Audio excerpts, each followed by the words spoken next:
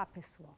Na aula passada, nós estivemos discutindo sobre a leitura. Vimos que a leitura não é uma mera decodificação e que ela depende de uma atitude ativa do leitor no sentido de construir sentidos, né? De construir significados. Então, hoje eu gostaria de aprofundar essa ideia com vocês, justamente nessa aula intitulada Competências de Leitura. Eu começo trazendo um texto para vocês que vale a pena ler. Tenho certeza que vocês vão conseguir.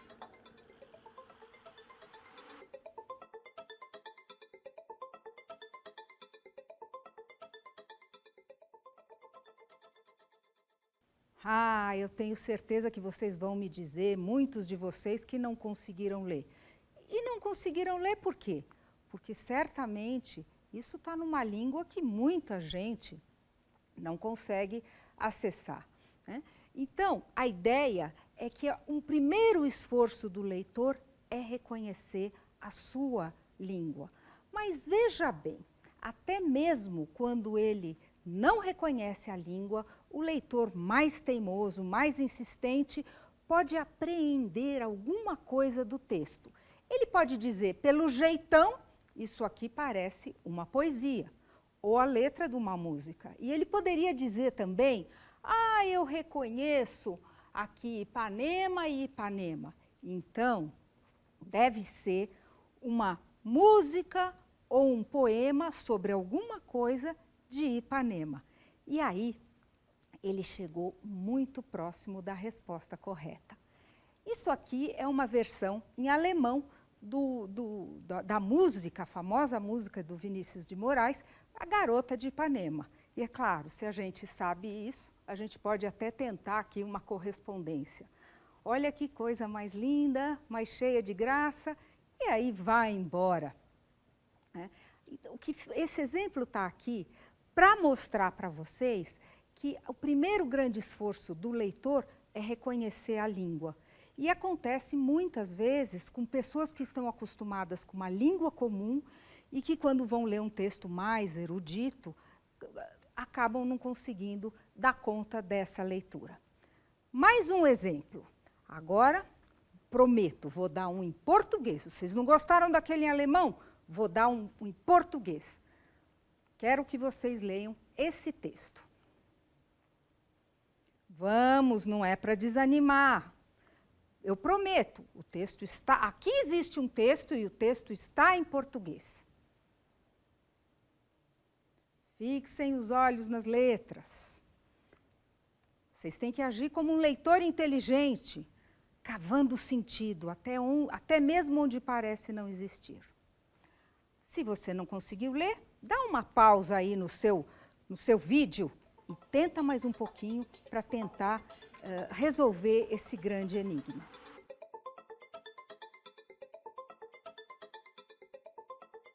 Bom, o texto aqui é uma frase que está escrita em português, só que ela está escrita sob a forma de um código. E o leitor, para conseguir ler, precisa resolver o código, precisa matar a charada do código. Vou mostrar para vocês.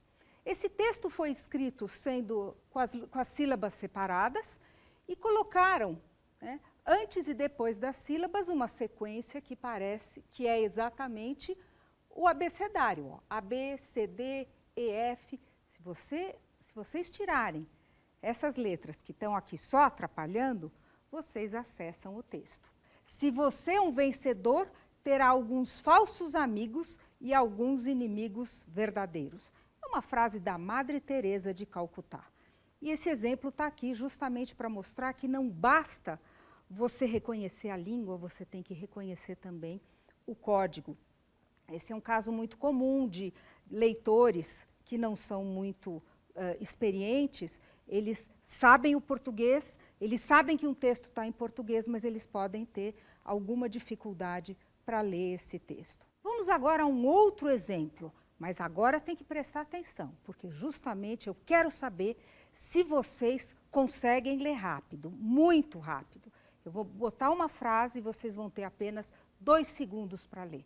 Vamos lá? Leram? Leram? Não? Não deu tempo? Puxa vida, como não deu tempo? Então, vou dar mais uma chance com uma outra frase. Eu vou colocar a frase e vocês vão ler de novo, bem rápido, muito rápido. Leram? Não deu para ler? Ah, então vou explicar para vocês o que aconteceu. O que a gente tem aqui são duas frases.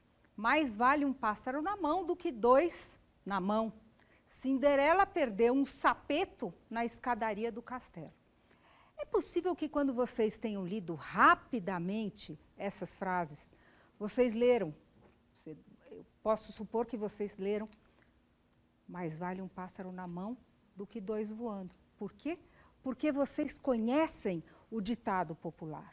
E quando vocês leram a história da Cinderela, que vocês viram Cinderela, olha, se a Cinderela perdeu alguma coisa, com certeza não é um sapeto, mas é um sapato e de cristal.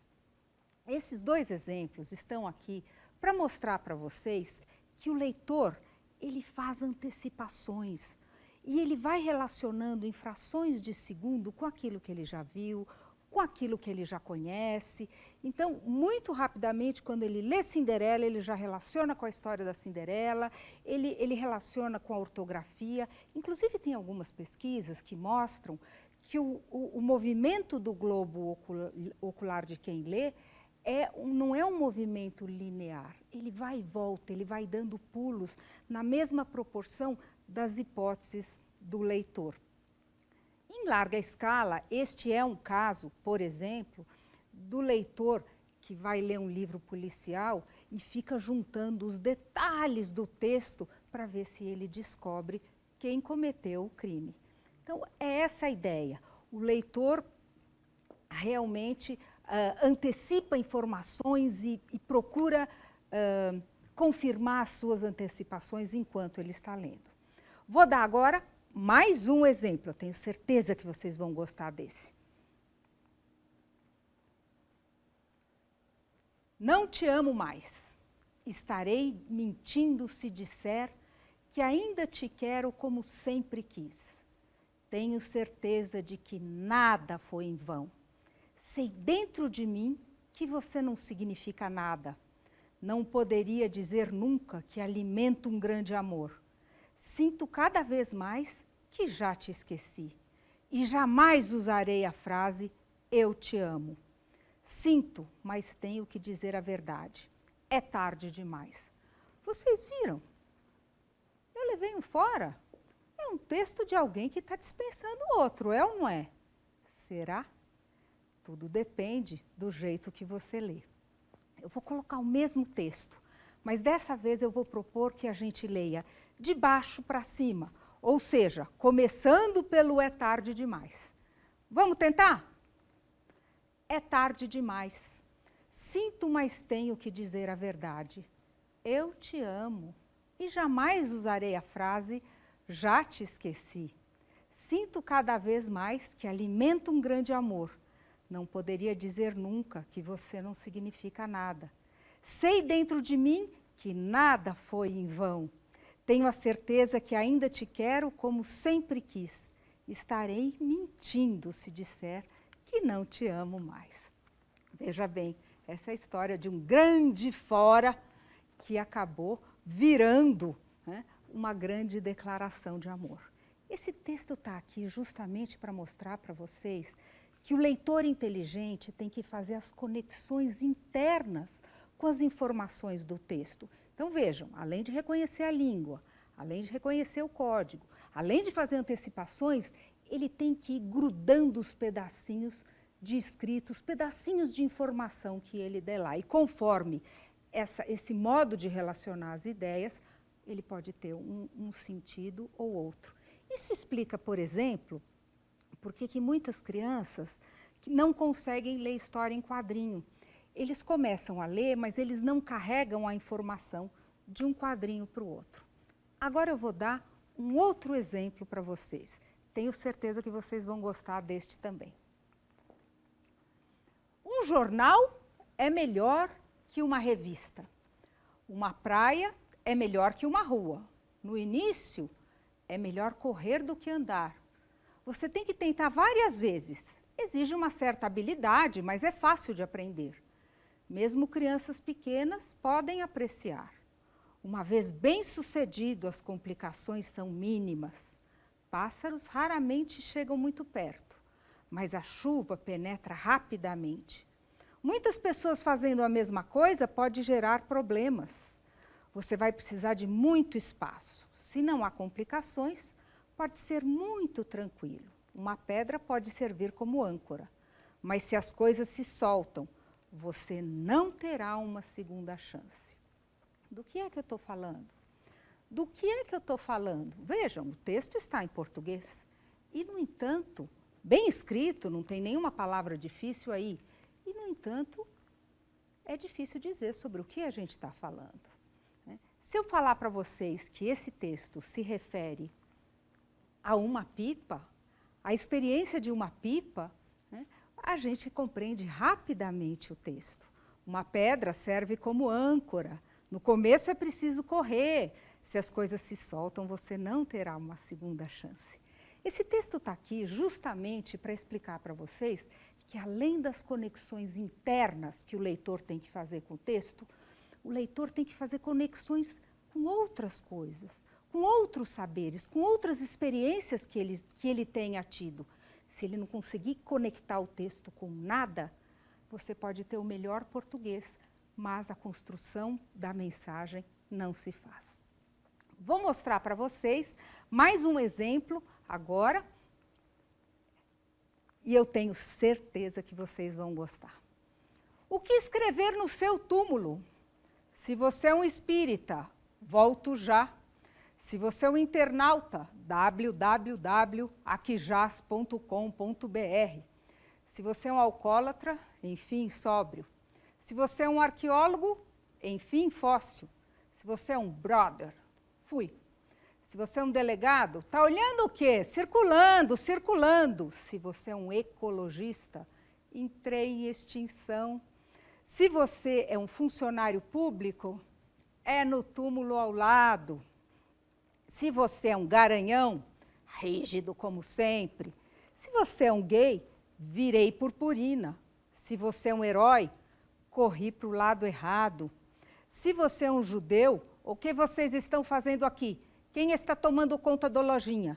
Se você é pessimista, aposto que está fazendo o maior frio no inferno. Se você é uma sex symbol, agora só a terra vai comer. Se você é um viciado, enfim, pó. Se você é um advogado, disseram que eu morri, mas eu vou recorrer. Bom, vejam bem, a piada é preconceituosa. Tanto isso é verdade que se essa poesia fosse traduzida para o japonês, provavelmente eles não entenderiam. Porque eles entenderiam as palavras, mas não os valores, os preconceitos e as posturas que estão aí. Então, veja bem, mais do que fazer conexões internas do texto, mais do que fazer conexões com coisas que eu conheço, eu tenho que fazer conexões com discursos carregados de valor que circulam na nossa sociedade. Muito bem.